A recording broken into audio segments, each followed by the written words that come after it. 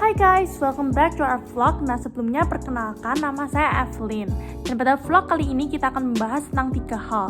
Yang pertama adalah corporate restructuring, yang kedua adalah joint venture, dan yang ketiga adalah strategic alliance. Nah sebelumnya saya akan membahas tentang corporate restructuring. Bagi teman-teman yang belum tahu tentang corporate restructuring ini adalah upaya perusahaan untuk memaksimalkan dan memperbaiki kinerjanya. Karena suatu perusahaan harus selalu berkembang atau minimal dapat beradaptasi dengan situasi dan kondisi saat ini. Pandemi COVID-19 ini memberikan pukulan yang berat bagi banyak perusahaan plat merah. Akibatnya banyak perusahaan BUMN yang terpaksa harus melakukan restrukturisasi. Salah satunya adalah PT Waskita Karya. PT Waskita Karya melakukan restrukturisasi terhadap utangnya sebesar 2,75 triliun rupiah dan ia mendapatkan perpanjangan waktu sekitar 3-6 bulan dari krediturnya. Hal ini disebabkan oleh tersendatnya proyek dan penurunan pendapatan. Nah, proyeksi penurunan pendapatan ini sendiri disebabkan oleh perlambatan pencapaian nilai kontrak pada semester 1 di tahun 2020. Namun, tujuan utama PT Waskita Karya dalam melakukan restrukturisasi ini adalah untuk menjaga kelangsungan bisnisnya di masa pandemi COVID-19 ini. Nah, berikutnya juga ada strategi-strategi lainnya yang dilakukan oleh PT Waskita Karya untuk menjaga kelangsungan bisnisnya. Salah satunya adalah dengan melakukan percepatan pengerjaan dan akselerasi proyek baik di dalam zona merah maupun di luar zona merah COVID-19. Tidak hanya itu, PT Waskita Karya juga mengincar proyek non-investasi yang berasal dari pasar eksternal. Dan juga tidak hanya di dalam negeri, namun juga di luar negeri, semua proyek pun juga diincar oleh PT Waskita Karya. Nah, semua itu adalah strategi yang dilakukan PT Waskita Karya untuk menjaga bisnisnya. Nah, berikutnya akan dilanjutkan oleh teman saya, Tessa. Terima kasih Evelyn yang sudah menjelaskan tentang definisi corporate restructuring dan juga latar belakang PT Waskita Karya melakukan restrukturisasi. Nah, sekarang saya akan menjelaskan tujuannya PT Waskita Karya melakukan restrukturisasi dan juga proses serta jenis dan bentuk dan juga hasil yang ingin dicapai oleh PT Waskita Karya. Nah, untuk tujuannya PT Waskita Karya melakukan restrukturisasi yaitu untuk mempertahankan kelangsungan bisnis perusahaan di tengah masa pandemi COVID-19. Dengan melakukan restrukturisasi, perusahaan dapat mempertahankan likuiditasnya serta dapat menyediakan modal kerja bagi sejumlah proyek. Nah, untuk proses yang dilakukan, perusahaan melakukan hutang sebesar 2,74 triliun pada 4 bank, yaitu dari PT Bank Negara Indonesia sebesar 1,24 triliun, PT Bank Rakyat Indonesia sebesar 1 triliun, dan dari PT Bank Mandiri sebesar 231,29 miliar, dan dari PT Bank BNI Syariah sebesar 276,74 miliar.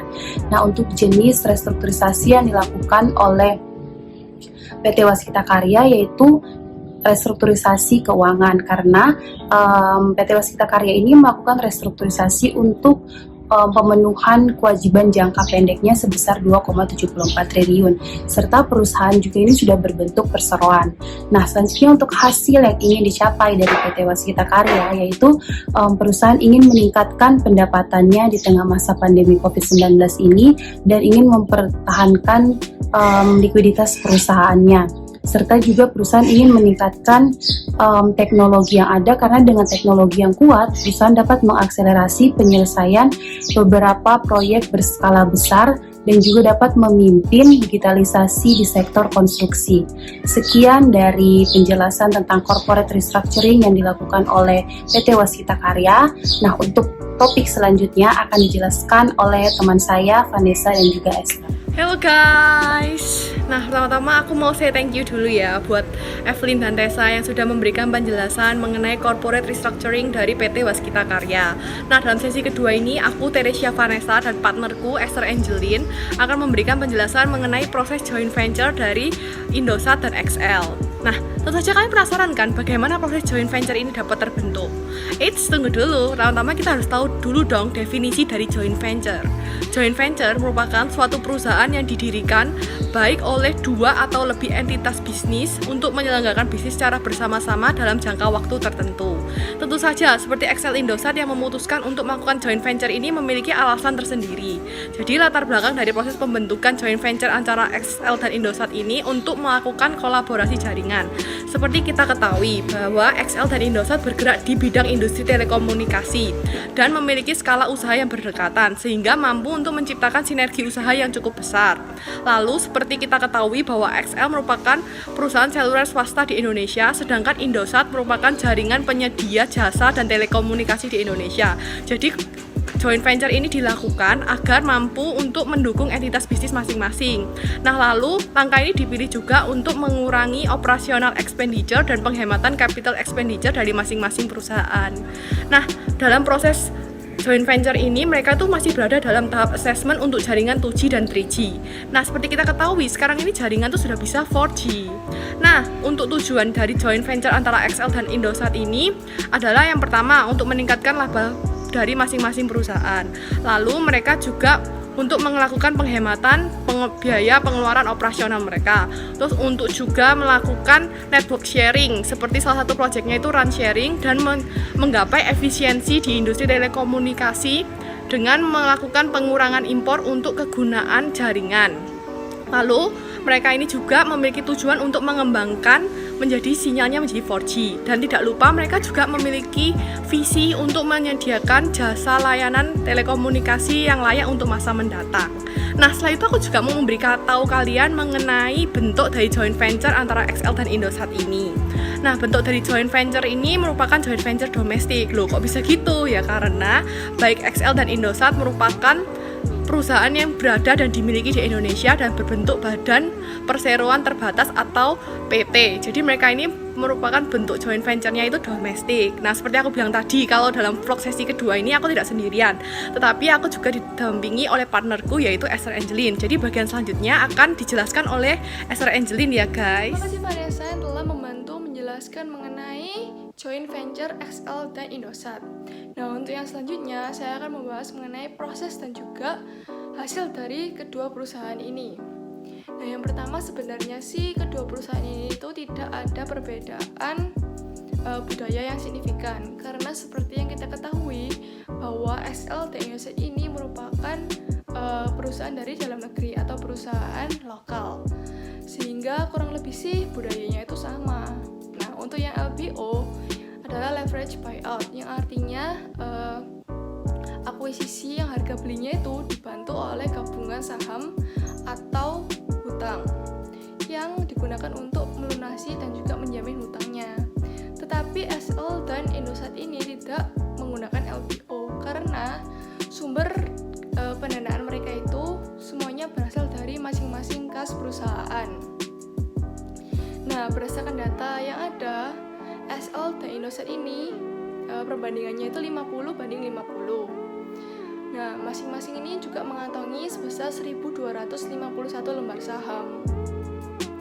Nah, ada juga modal dari pembentukan anak usaha ini yaitu sebesar 10 miliar. Nah, modal ditempatkan sebesar 2,5 miliar dan modal disetor sebesar 2,5 miliar juga. Nah, ada hasil dari joint venture kedua perusahaan ini. Nah, yang pertama, mereka memberikan nama kolaborasi dari joint venture ini adalah PT One Indonesia Sinergi. Dan mereka juga telah melaporkan pembentukan perusahaannya ini kepada OJK. Kabarnya sih mereka itu juga akan melakukan merger, tapi masih belum diagendakan. Nah, penempatan direkturnya itu ada XL ditempatkan sebagai CEO oleh Dion Pius Jefferson dan Indosat ditempatkan sebagai direktur oleh Fahmi Palevi Arifuddin. Wah, tidak terasa ya kita sudah membahas mengenai joint venture antara XL dan Indosat. Nah, selanjutnya yaitu mengenai topik ketiga adalah strategic alliances yang akan dijelaskan oleh teman kita. Stay tune. Halo teman-teman, saya Sergi Gomez akan menjelaskan tentang aliansi strategi antara Gojek dan Bluebird. Nah, apa itu aliansi strategi? Aliansi strategi adalah kemitraan antara dua atau lebih perusahaan atau unit bisnis yang bekerja sama untuk mencapai tujuan yang penting secara strategis yang saling menguntungkan. Jadi teman-teman, potensi dari analisis strategis ini sangatlah besar. Sekarang, saya akan menjelaskan latar belakang strategi aliansi antara Gojek dan Bluebird. Nah, teman-teman, pada tahun 2016 ini, banyaknya ketertarikan membuka bisnis dalam jasa transportasi. Membuka bisnis transportasi dengan strategi yang baru, yaitu dengan taksi yang dapat diorder dengan basis online. Adanya taksi yang dapat diorder melalui media online tentunya menjadi sangat memudahkan setiap pelanggan. Juga menjadi daya tarik tersendiri bagi dunia transportasi, yaitu berupa taksi. Munculnya perkembangan baru tentu menjadikan pro dan kontra antara taksi yang beroperasional secara online maupun dengan taksi yang menggunakan argo. Dikarenakan taksi yang telah beredar dengan menggunakan basis online adalah taksi yang berplat nomor hitam dan tidak mendapatkan pajak atas plat nomor kuning. Hal tersebut menjadikan taksi online menjadi lebih murah dan juga menjadikannya lebih diminati oleh pelanggan dibandingkan dengan taksi yang masih berplat nomor dan menggunakan argo. Hal ini sering menjadikan pro dan kontra antara para pengemudi taksi online dengan taksi konvensional. Nah, teman-teman, terdapat dua tujuan dari strategi aliansi antara Gojek dan Bluebird. Yang pertama, aliansi strategi dapat menjadi cara efektif bagi Gojek dan Bluebird untuk menyebarkan teknologi baru dengan cepat, memasuki pasar baru, melewati batasan pemerintah dengan cepat, dan belajar dengan cepat dari perusahaan terkemuka di bidang tertentu. Gojek merupakan perusahaan startup di bidang aplikasi transportasi barang dan orang. Sedangkan Bluebird merupakan perusahaan transportasi konvensional yang sudah lama ada di Indonesia, yang memiliki ribuan armada berupa taksi, bus, serta limousine service. Yang kedua, dengan melakukan aliansi, Gojek akan terbantu dengan adanya armada taksi Bluebird yang telah dipercaya oleh masyarakat Indonesia. Sedangkan adanya aplikasi Gojek akan memudahkan Bluebird dalam melayani konsumennya, sehingga Bluebird tidak akan tertinggal dengan adanya model transportasi baru berbasis aplikasi. Hai, sekarang giliran aku yang menjelaskan kelanjutan cerita dari Strategic Alliance oleh Gojek dan Bluebird. Jadi bentuk kerjasama mereka ini pada awalnya di tahun 2017 lebih fokus di aspek teknologi, sistem pembayaran, dan juga promosi. Jadi waktu setelah kerjasama itu, Bluebird bisa dipesan lewat fitur namanya Go Bluebird di aplikasi Gojek. Jadi pada saat itu, Gojek itu baru saja merintis fitur baru yang menggunakan mobil, yaitu dinamakan GoCar. Nah, GoCar ini termasuk baru kalau di tahun itu, karena waktu itu pasarnya sudah dikuasai oleh Grab dan juga Uber yang masih aktif di Indonesia pada saat itu.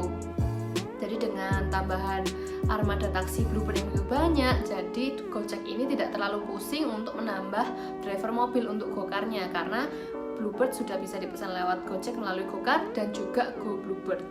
Lalu taksi Bluebird juga merasa diuntungkan karena waktu itu meskipun dia sudah punya aplikasi sendiri yaitu My Bluebird, tapi mungkin karena masyarakat tidak terlalu awam ya dengan aplikasi itu, jadi dengan bergabungnya di aplikasi Gojek mereka jadi tahu, oh ternyata Bluebird bisa dipesan lewat Gojek, jadi pendapatan yang diterima oleh Bluebird ini juga meningkat. Lalu bentuk yang kedua, karena kerjasama ini terus berlanjut dan di tahun 2020 Gojek akhirnya membeli saham Bluebird sebesar 4,3%. Waktu itu Gojek membelinya di atas harga pasar seharga Rp3.800 dan totalnya mencapai lebih dari 410 miliar. Tapi sayangnya kita tidak diberitahu dan tidak diberitakan dimanapun kalau misalnya Gojek ini mendapatkan pembiayaan dari mana, apakah dari perusahaannya sendiri atau membayar secara cash atau melalui leverage buyout atau LBO. Lalu poin yang kedua yang akan aku jelaskan adalah budaya perusahaan. Budaya perusahaan ini menjadi highlight ya sebenarnya dari kedua perusahaan ini, karena mereka sendiri tidak mempunyai histori yang terlalu bagus. Karena waktu demo tahun 2016, driver taksi Bluebird dan driver Gojek ini sempat bentrok sampai lempar-lemparan batu.